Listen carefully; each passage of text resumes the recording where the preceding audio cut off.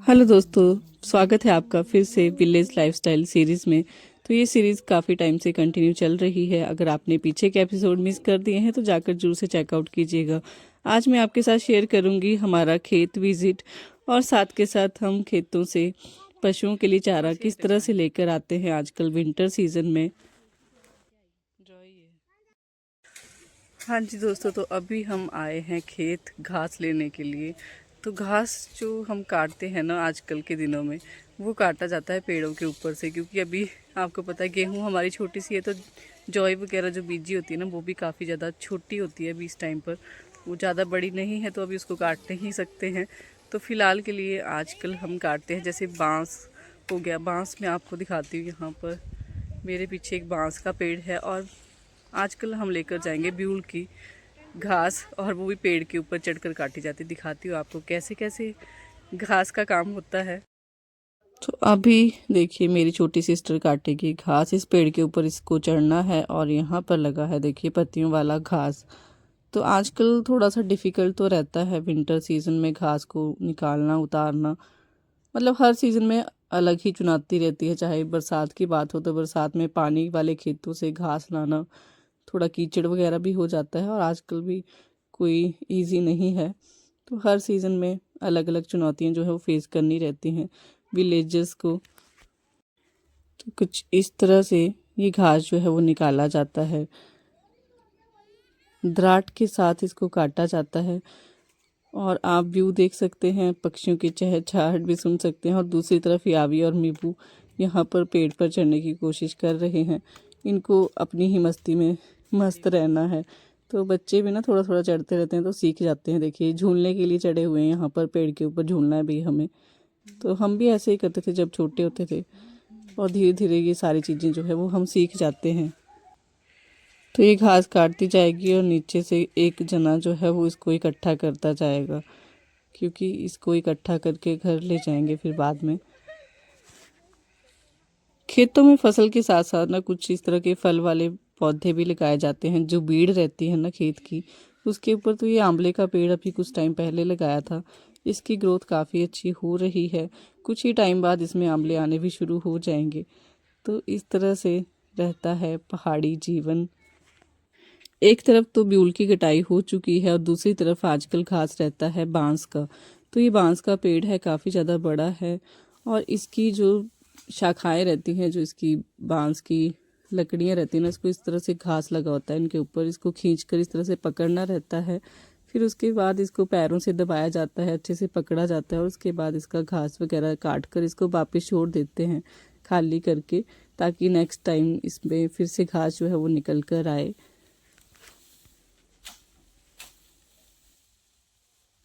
खेतों में जैसे कि मैंने आपको बताया गेहूं लगी हुई है, और गेहूं को खाने के लिए ना पशु भी आते रहते हैं। आवारा बहुत सारे पशु जो हैं वो लोगों ने छोड़ रखे हैं। लोग अपने यूज़ के लिए उनको रखते हैं, उसके बाद जब उनका काम नहीं रहता है तो उनको छोड़ देते हैं।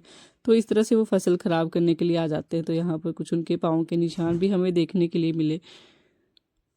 और हर किसान के लिए खेतों की मिट्टी सिर्फ मिट्टी नहीं होती है, ये सोना होता है। पर बहुत ज़्यादा मेहनत आजकल लग जाती है इसको सोना बनाने में। हाँ जी दोस्तों, हमारे यहाँ भी केले के पेड़ होते हैं कुछ इस तरह से। ये केला जो रहता है वो थोड़ा छोटे साइज़ का रहता है, और देसी फ्रूट रहता है। ये काफ़ी ज़्यादा टेस्टी रहता है खाने में, और हेल्थ बेनिफिट भी तो आपको पता ही केले के कितने ज़्यादा होते हैं। पर जो देसी वाला होता है ना, वो बोलते हैं कि और भी ज़्यादा अच्छा होता है सेहत के लिए।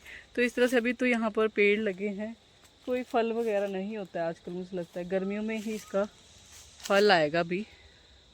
तो अभी पत्ते कुछ इस तरह से, कोहरा वगैरह पड़ रहा है, तो पत्ते जो हैं वो ख़राब होना स्टार्ट हो गए हैं।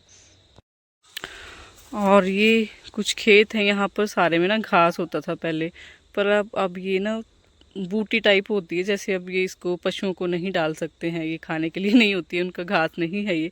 तो ये आप देख सकते हैं, जितना लोगों ने पशु पालना जो है वो छोड़ रखा है ना, उस वजह से सारे खेत जो हैं वो इस मतलब जंगली बूटियों से भर गए हैं।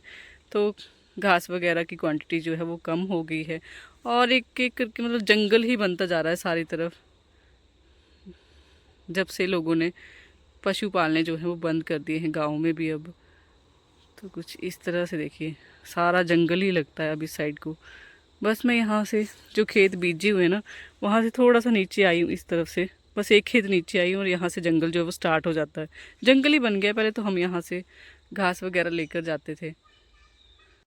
तो इस तरह से ये कुछ कांटे रहते हैं, जैसे देखिए ये निकलते आते हैं, जैसे घास नहीं होगा खेतों में तो इस तरह की चीज़ें जो है वो उगाती हैं। फिर अगर इनकी सफाई होती रहे खेतों की टाइम टू टाइम, तभी फिर घास भी होगा और ये चीज़ें भी नहीं उगेंगी। ये कपड़ों के साथ ऐसे चिपकते हैं ना कि फिर वो छूटने का नाम भी नहीं लेते हैं और चुभते भी काफ़ी ज़्यादा हैं। तो इधर ये काफ़ी ज़्यादा क्वांटिटी में हो गए हैं। और ये आप देख सकते हैं कड़ी पत्ता। शहरों में लोग गमले में इसको उगाते हैं, पर यहाँ पर देखिए आपको हर जगह देखने को मिलेगा ये कड़ी पत्ता। ये है देखिए, इसके साथ कुछ इस तरफ को आएंगे तो यहाँ पर भी है, दूसरी तरफ जाएंगे तो इधर भी आपको कड़ी पत्ता देखने के लिए मिलेगा। ये आप देख सकते हैं, देखिए इस तरह से ही बहुत सारे पेड़ हैं इस तरफ को, मतलब पूरे में आपको कड़ी पत्ते के पेड़ जो हैं वो मिल ही जाएंगे। और इसकी ना जो ये लकड़ी होती है, इससे दातुन भी की जाती है। तो पहले के टाइम जब ब्रशेस वगैरह नहीं होते थे तो बुजुर्ग लोग जो हैं वो कुछ इस तरह से ही छोटी सी लकड़ी तोड़कर दातुन करते थे। बस इस लकड़ी को कुछ इस तरह से चबाते रहना और आगे से ना ब्रश बन जाएगा। जैसे जैसे हम इसको चबाते जाएंगे तो काफ़ी अच्छे से दांतों की क्लीनिंग जो है वो हो जाती है। तो अभी मैं भी कर लेती हूँ और दांत भी पक्के रहते हैं चीज़ों को यूज़ करने से, और साथ के साथ सेहत भी अच्छी रहती है। जैसे थोड़ा थोड़ा करके ना, जैसे अगर इसका रस भी हमारे शरीर में जाता है ना, इस लकड़ी का, जो ये कड़ी पत्ते की लकड़ी होती है, तो आपको पता है कड़ी पत्ते के कितने ज़्यादा बेनिफिट है, तो वो भी हमारी बॉडी को मिलते रहते हैं। देखिए ये खेत बीजा हुआ है और इस तरफ आप देख सकते हैं ये नहीं बीजा है तो इसमें क्या क्या नहीं उगा है, बिना मतलब की चीज़ें उग जाती है फिर कुछ इस तरह से।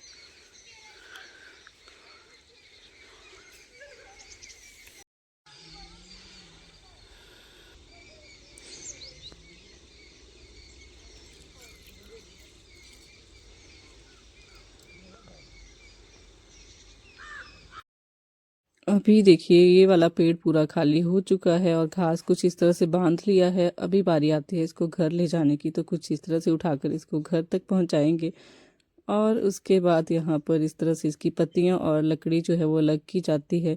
लकड़ी को जलाने के लिए यूज़ किया जाता है जब ये सूख जाती है, और घास तो पशुओं के लिए यूज़ होता है, उसको भी कुतरा जाता है इस टोके में। तो जो पशु वगैरह रखते हैं उनको तो पता ही होगा ये कैसे चलते हैं, क्या काम रहता है इनका। बाकी जो लकड़ियां हैं उनको कुछ इस तरह से हम साफ़ करके बांध देते हैं और इनको हम रखेंगे। इनकी अलग सी जगह बनाई है वहाँ पर।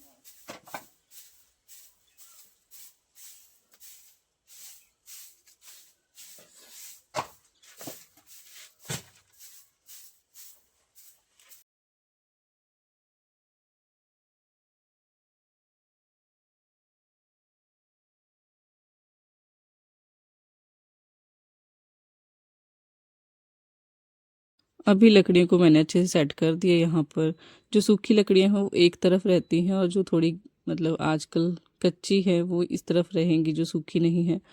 और यहाँ पर आप देख सकते हैं फ़ैन भी लगाया हुआ है भैंसों के लिए, ताकि इनको गर्मी ना लगे जब गर्मी का सीज़न रहता है। और इसमें ये खुरली रहती है, इसमें इनके लिए खाना वगैरह डाला जाता है।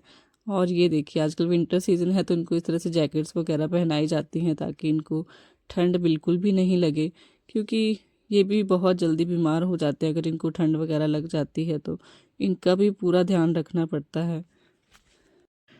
बाकी कुछ यहाँ पर इस तरह से अदरक निकाल कर रखा हुआ था, तो देख सकते हैं मेहनत जो है वो रंग जरूर से लाती है। तो यहाँ ये अदरक सूख रहा है और दूसरी तरफ मैं आपको दिखाती हूँ कुछ फ्लावर्स वगैरह काफ़ी ज़्यादा सुंदर लग रहे थे। उसके बाद हम गए थे मंदिर तक थोड़ा सा मुझे पूजा वगैरह करवानी थी, मीबू के बर्थडे की पूजा पेंडिंग रह गई थी तो मुझे अभी करवानी है। और साथ के साथ आप भी दर्शन कर लीजिए भोलेनाथ जी के। ये जो मंदिर है, ये जो शिवलिंग आप देख रहे हैं, ये बहुत ही प्राचीन है, बहुत ही पुराना है। पहले झाड़ियों में हुआ करता था, अब तो खैर मंदिर बना दिया है काफ़ी टाइम करती हूँ। इसी के साथ इस वीडियो की यहीं पर एंडिंग। मिलती हूँ आपके साथ एक नई और इंटरेस्टिंग वीडियो के साथ। तब तक अपना ख्याल रखिएगा। Bye bye.